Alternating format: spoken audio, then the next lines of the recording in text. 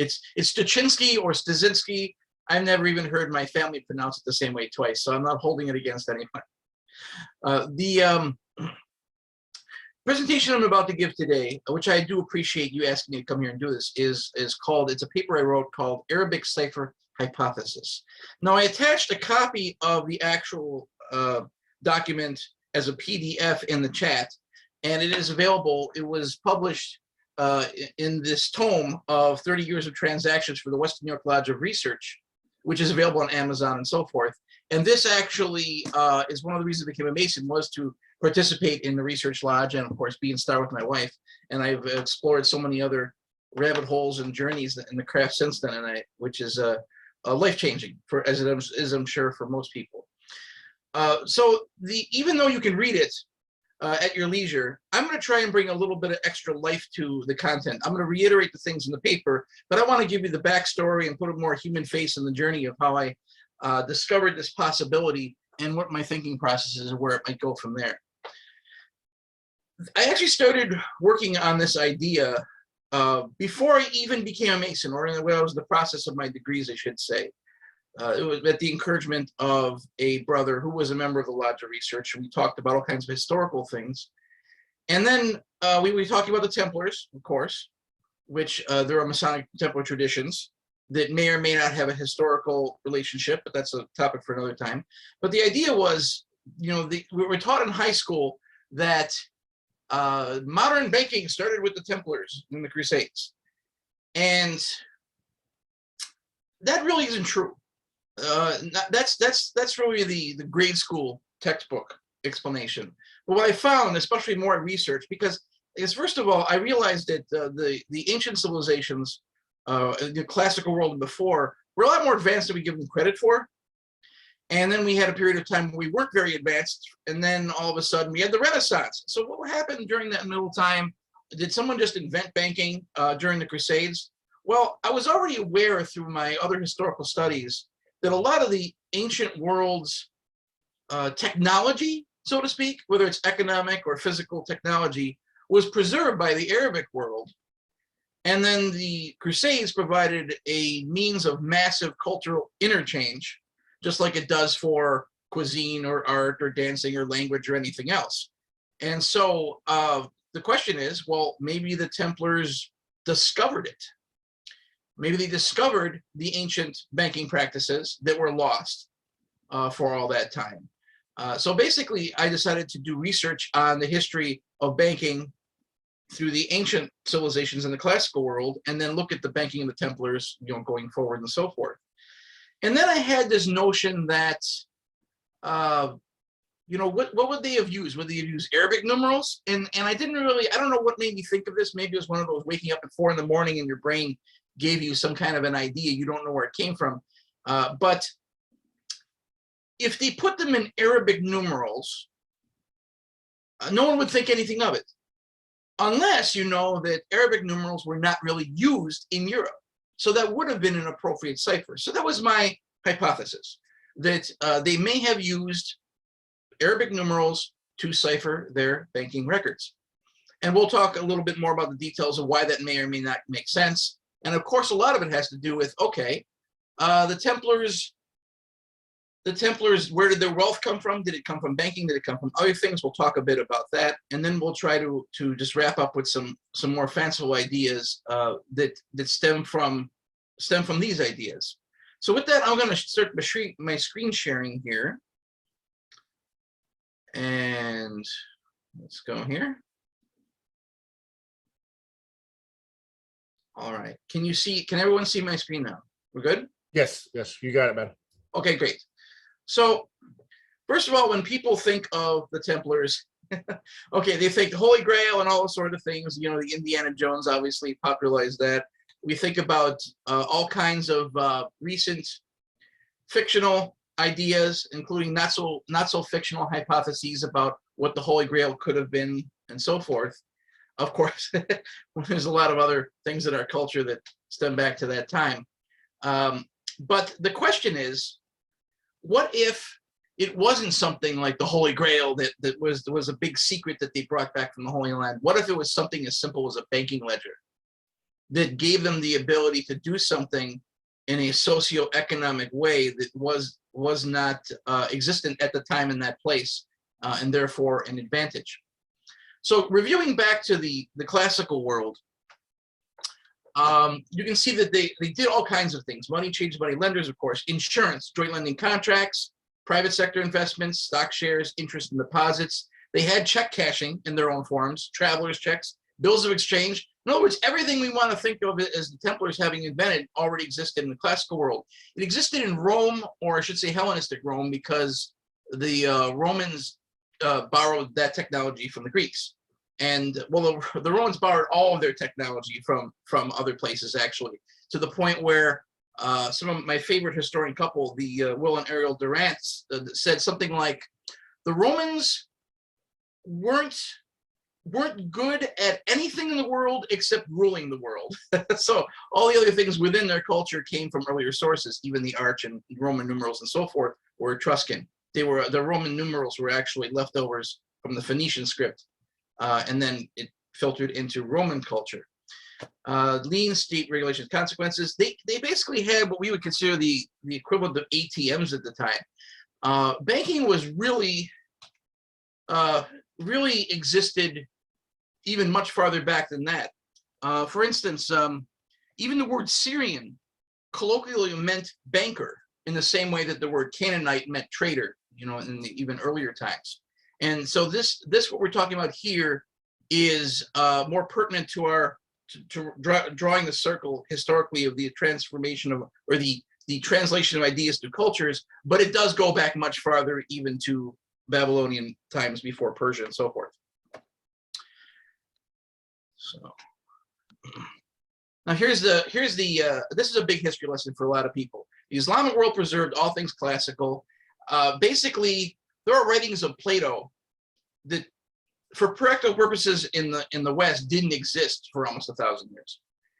There were things that were just lost. They were not kept by the re-inscribing of scrolls by the monasteries through Europe. That was a small enterprise with a very select group of people, whereas in the caliphates, and then when Islam merged with Persian culture, really became a storehouse for all things, and not just things from the classical world, which were disappearing at the fall of the Roman Empire and the deterioration of the Eastern Empire, but also things from India, which is why even Arabic numerals come from India, the earlier Indian ones. Here's a quote. Early medieval Islam was at its height of its prosperity, political cohesion. Again, this is talking about, this is getting into like the 7th and 8th centuries. It was a world of extravagant wealth and lavish court life, where scholars had an interest in preserving the ancient traditions of Greek and Roman learning, not least in science and geography, subjects which had largely fallen into abeyance in Christendom. Now, we find that the earliest scripts in what you would consider the studies of modern medicine and teaching and so forth, and medicine is just one example, there's many other fields, but they're all based on Arabic scripts, which oftentimes were translations of Greek scripts that no one had seen before. It was actually the Arab and Jewish cultures, and the Jews actually thrived more in Islamic culture than in Europe, if you really want to look at the whole tally sheet. And they were the ones who preserved a lot of these advances in our various sciences and arts, and then came into Europe during and after the Crusades. And of course, there's a few maps here. I could point to this with a pointer if we were in person. I'm not going to worry about it. It's not very vital. But obviously, we talk about the Crusades. We're really talking about the 12th century, because 1099 is when Jerusalem fell, and that's when everything started floating in. And of course, the Templars were founded in 1118. Here's another example. This is some of the expeditions from England, but obviously, you know, that's a little Anglo-centric. A lot of the Crusades had massive manpower from France and from some other places. Okay, now this is something that's a little outside the scope, and I want to touch on it. I always say that if it wasn't for the Crusades, the Renaissance never would have happened. I really believe that. Basically, the Enlightenment and so forth, the revival of these different philosophical structures on which the sciences eventually became what we know today, it all traces back to the infusion or reinfusion of this classical knowledge through the Crusades. They were lost. St. Thomas Aquinas is the one who translated some of the Greek into Latin and the common languages of the time, and it caused a tremendous impact on the history of theology and Christendom from that point forward. But if the Crusades never happened, there would have never been a St. Thomas Aquinas doing any of these things, because none of those influences from the classical world would have shifted the needle on the way we looked at things theologically within Christendom. Got another subject, but it parallels what we're talking about here. So the hypothesis, the first hypothesis, is that the Knights Templar came to power and wealth via banking, discovered in the Holy Land, and perhaps even in the temple itself. Now, a lot of people are obsessed with the Holy Grail, and honestly, the Grail mythos occurred a bit later. It really wasn't the temple. It became like a Cinderella tale. In Europe, Cinderella is told 20 different ways, depending what area of the continent you're on, and they all trace back to a particular time period, and they're all variations on the theme. Well, the Grail stories were all different variations, just like King Arthur. Did he get the sword from a stone, or the Lady of the Lake? I mean, all these things are basically stories, and you can trace these stories back to folklore that happened after the events of its time. And that's why I sometimes say that the Holy Grail didn't exist for the first 1,000 years at all. And if you look at literature, that's basically true. The concept of it came much later. Now, the temple, I just want to touch on that just a bit here. Well, first, let's go back just a little bit to the Dark Ages. And I know some people are offended by that term, and it may or may not be accurate. Well, the fact is that it accurately describes Western Europe, or especially Northern Western Europe, for a period of 500 years. There was almost no real economy. There was it's understood that there was described as a massive simplification of the economy. Basically, they had trade fairs, and part of this had to do with growing feudalism and so forth, but that wasn't even fully established yet, as that transmogrified from the Latin landholding operations of the Roman Empire. But the idea is they, for the most part, with rare exceptions, stopped even producing their own coins. The only coins in Europe you could find for a few centuries there were Arabic denarii coming up through the Bulgar region, up in Eastern Europe, and then eventually up to Scandinavia and the Normans and so forth. So we had Arabic silver in Eastern Europe, trade fairs in the West, which was almost entirely a matter of record keeping, how many sheep you trade for whatever.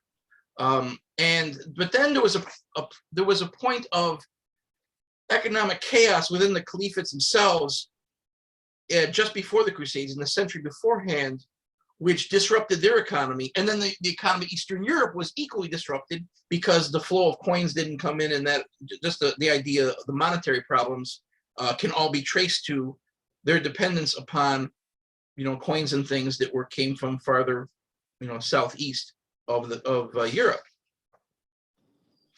So going to the temple now. I'm going to see if I understand. I haven't done this in a while, and the presentation of the slideshow is a little different than what I'm giving you today, but I'm using it as a guide. Okay, the temple. When they got to the temple, and when I say they, I'm talking about the Templars. The Templars were given the remnants of the temple as their headquarters. Okay, we know this historically. And on one of the walls of that structure, it is recorded to have seen a mosaic that showed the building or rebuilding of the temple, along with a long cost list of materials and labor and so forth.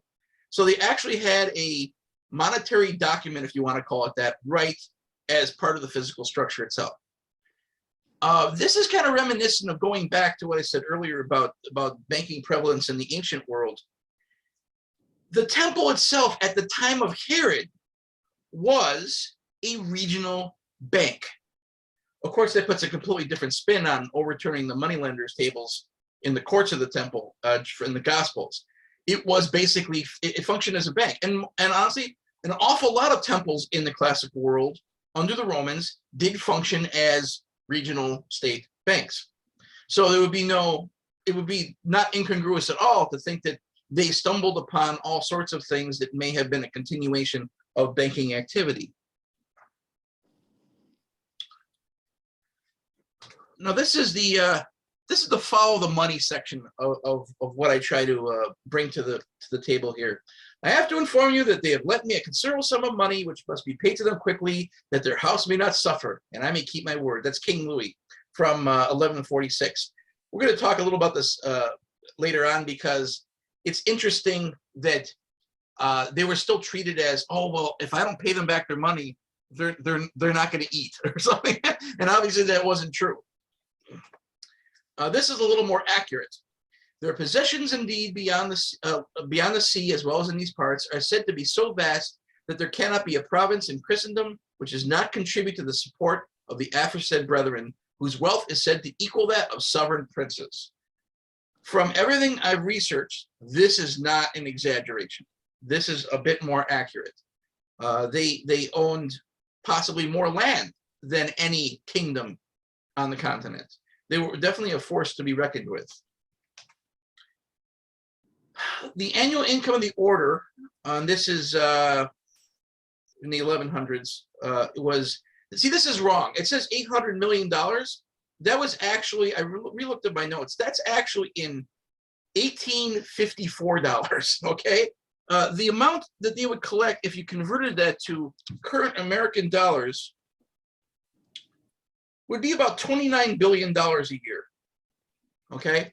They, and of course they had charitable contributions and wills, which some people want to say was the bulk of their assets, but they had a fleet of ships.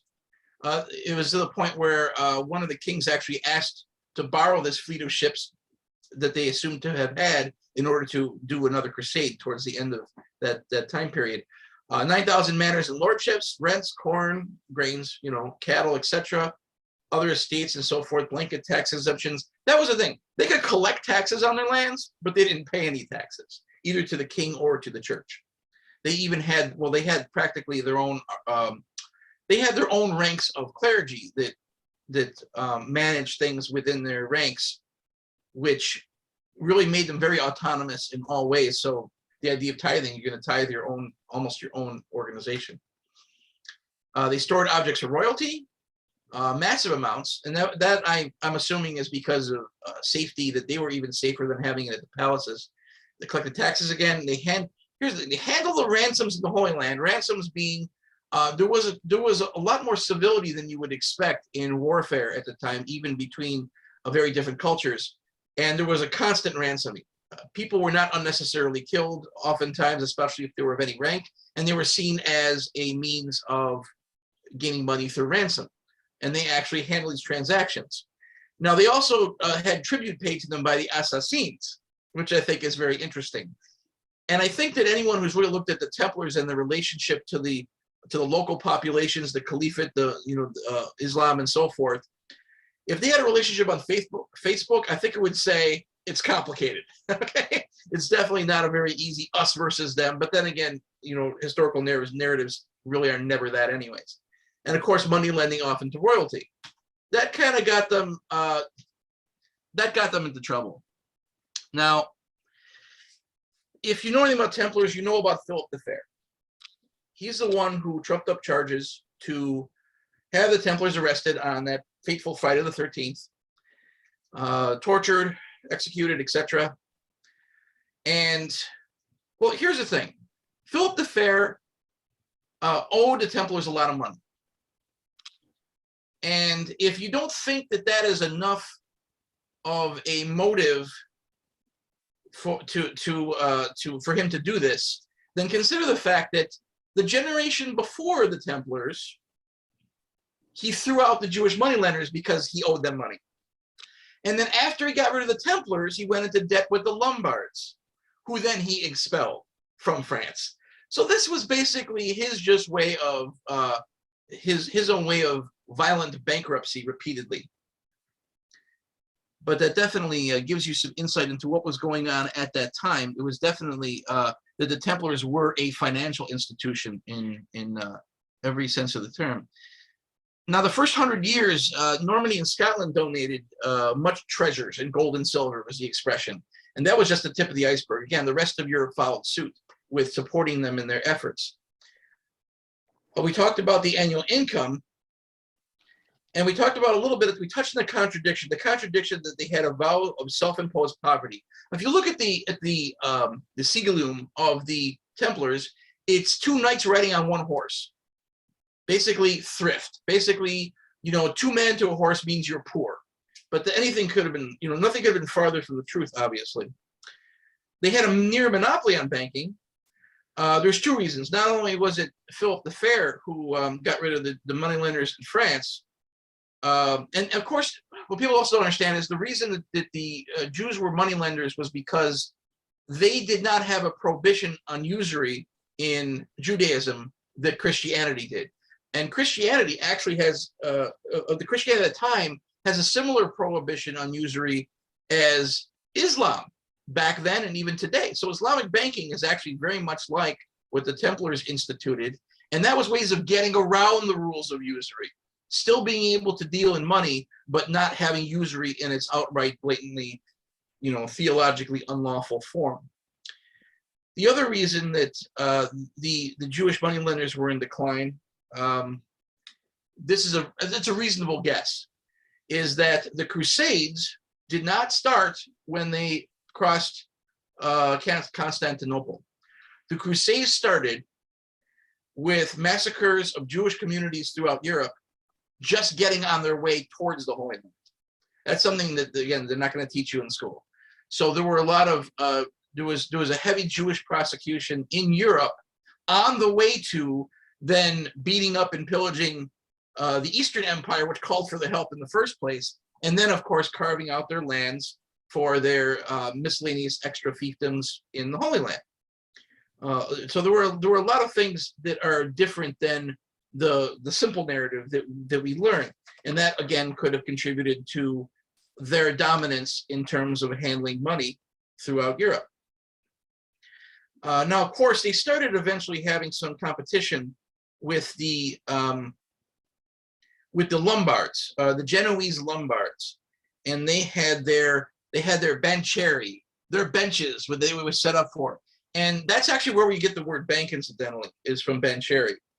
And they were, it's possible that they became the major power of banking simply because the Templars were out of the picture. But the bancheri, they also had contact with the Islamic world because of their position in the Mediterranean. So that is very likely that even if they didn't get their idea from the Templars, they got it from a common source. There were times when Sicily went back and forth between Islamic and European control, and I should say caliphate, to be more accurate. And also the Normans also tried to create lines of bringing ideas from different places, because the Normans, oddly enough, had bases in Sicily, in the Mediterranean, and so forth, and participated in the Crusades. They were very much still seafarers. They tried to introduce some of the Arabic works, including mathematical systems, to England, and they just said, "No, we don't want to bother. That really doesn't interest us. Go away. Sell it somewhere else."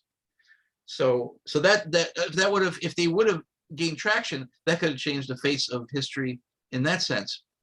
So going back here.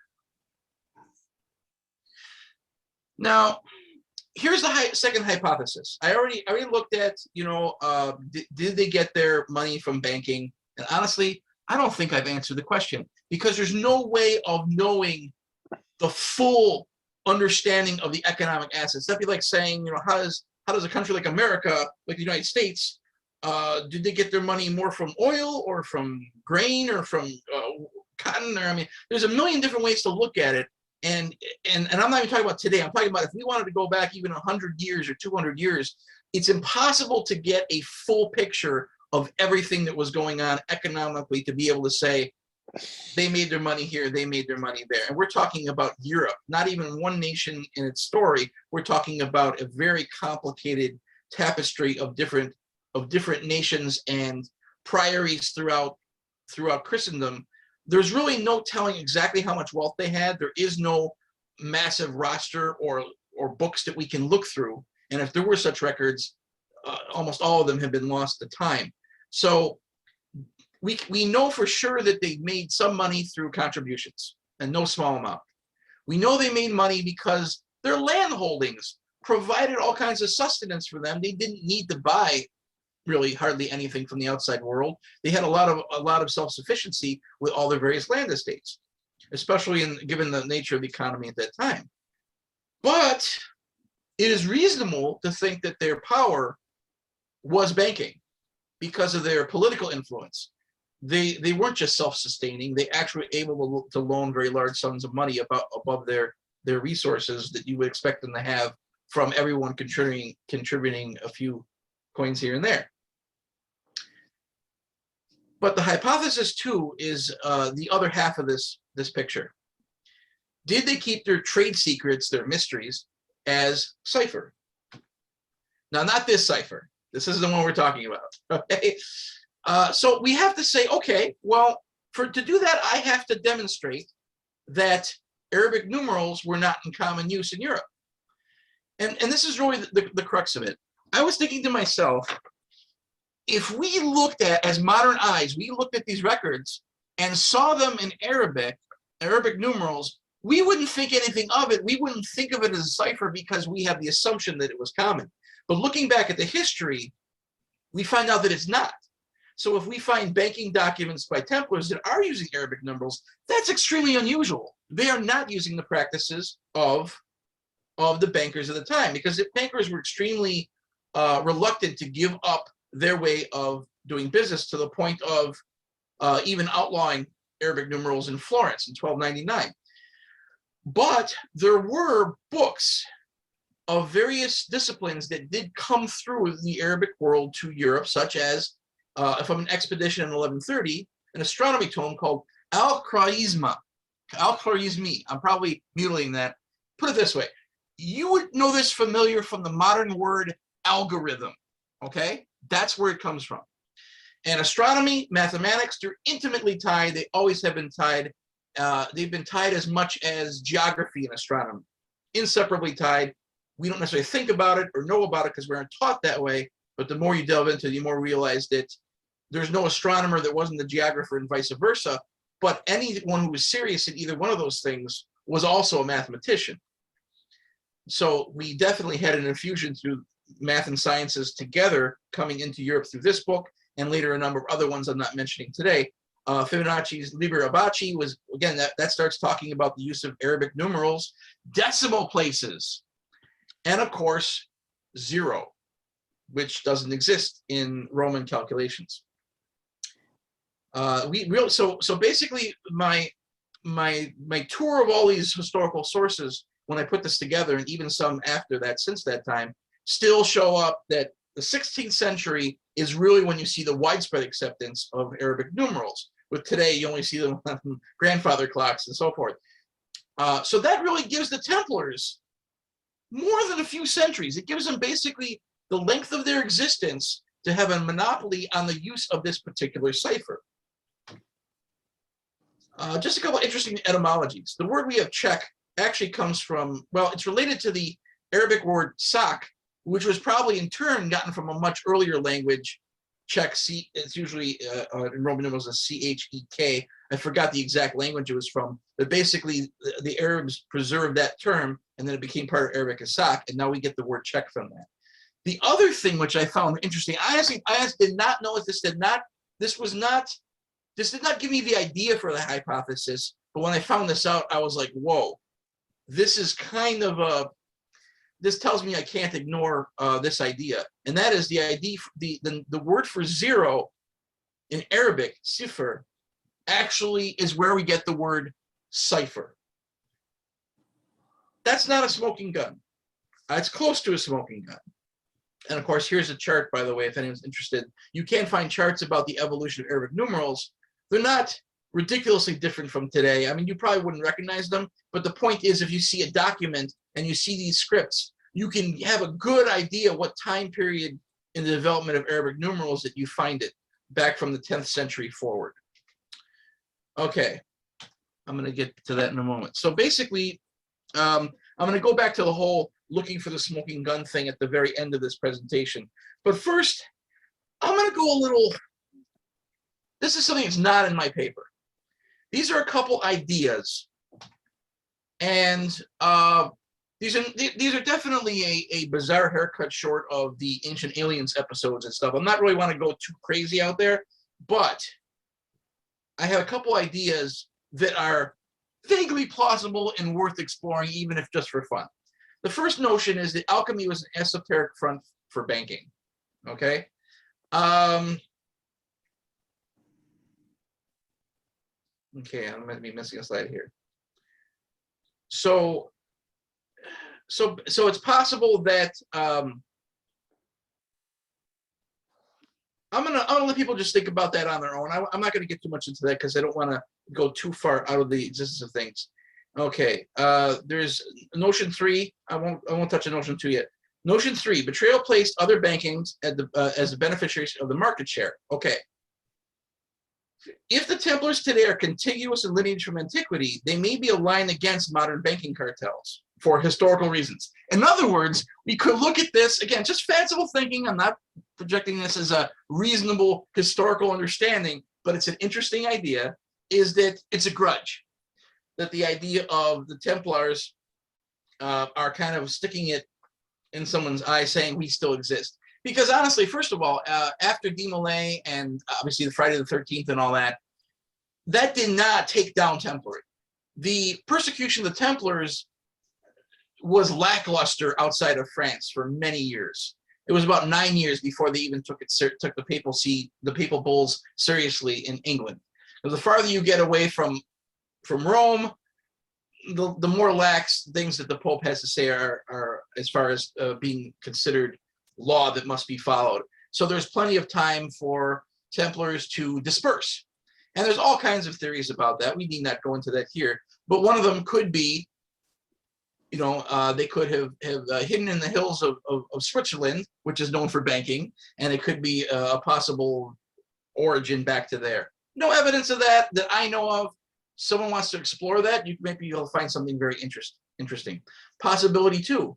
The Freemasons took on the persona of Templars because of the opposition to global banking powers, which is, again, a symbolic jab in the ribs for what had been done to them. In other words, we feel an outrage for the injustice done to a group, so we took on their persona. And in taking on their persona, we oppose modern banking. Now, I'm not saying we oppose modern banking, but I did an interesting thing is I actually did a list of the Masonic presidents of the United States, historically, and their positions on central banking.